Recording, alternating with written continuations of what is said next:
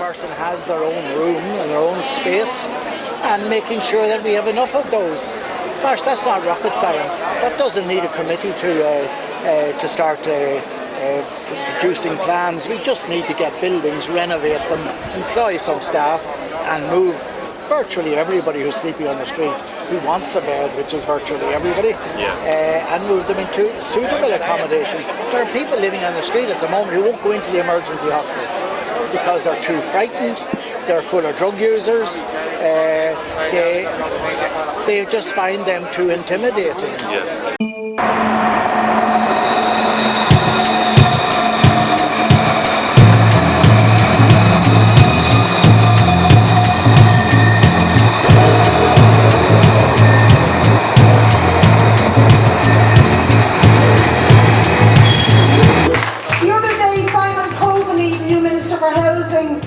In relation to the Irish Glass Bottle site in Ringsend, said that he would hope that 10% of the houses on that site could be for social housing.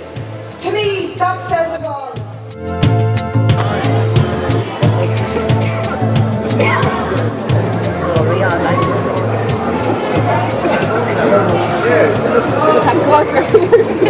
Clothes are a major issue because of the fact that coming on towards winter, they'll want more clothes, they want warmer clothes, and we get donations from people.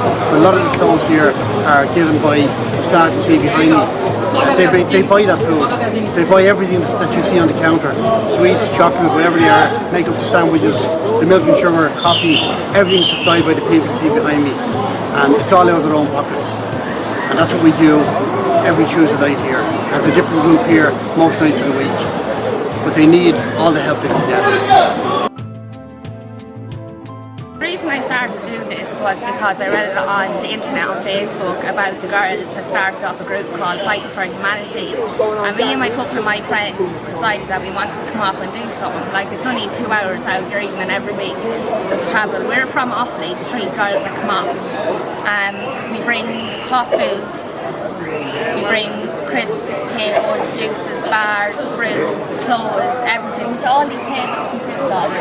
And then there's tea and coffee, there's snacks, everything. There's 2 clothes tables, which everything, when the hot food runs out, like, it's madness, because you have another group of homeless coming in that are hungry and starving and haven't kind of been fed all day, and then they have to wait till about 9 o'clock, 9:10, isn't it?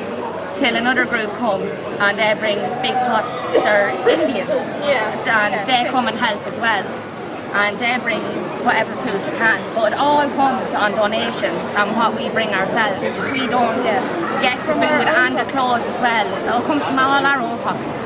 And there's some people that are generous enough to donate, and then there's others that are ignorant to it, that walk by a homeless person on the street not realising that could be their family at any time, any day. Like, no one knows what's around the corner and the way this country is gone.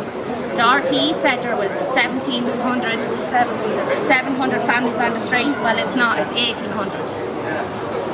And like, it's just ridiculous, like, to say that to put a flag up there every week and we have to stop, we can't start feeding the homeless, so that flag is up and down. And that's like, what, 10 minutes that we're after bringing hot food up. Some of us don't have ways to heat up for them. So we're waiting, like, by the time there, some of them get it, it's freezing cold, so we've no way to heat it up. It all depends on what hot food we're bringing up.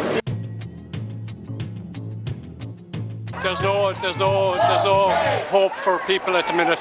I've been in Tralee on Thursday and in Ennis on last Friday at the eviction courts, and it's absolutely appalling to see what's happening with the mortgage and like suicides, the health cuts and austerity in general. It's absolutely appalling, and I'm here today to lend my support for each and every individual. I have grandchildren, and I want to see my grandchildren grow up in a country that has respect for its youth and for the generations to come, rather than like we at this particular point in time are being crucified. The country is being raped by capitalists, and it's high time that people got together and bring an end to this absolutely sham of a system that's in operation for the last 30 years.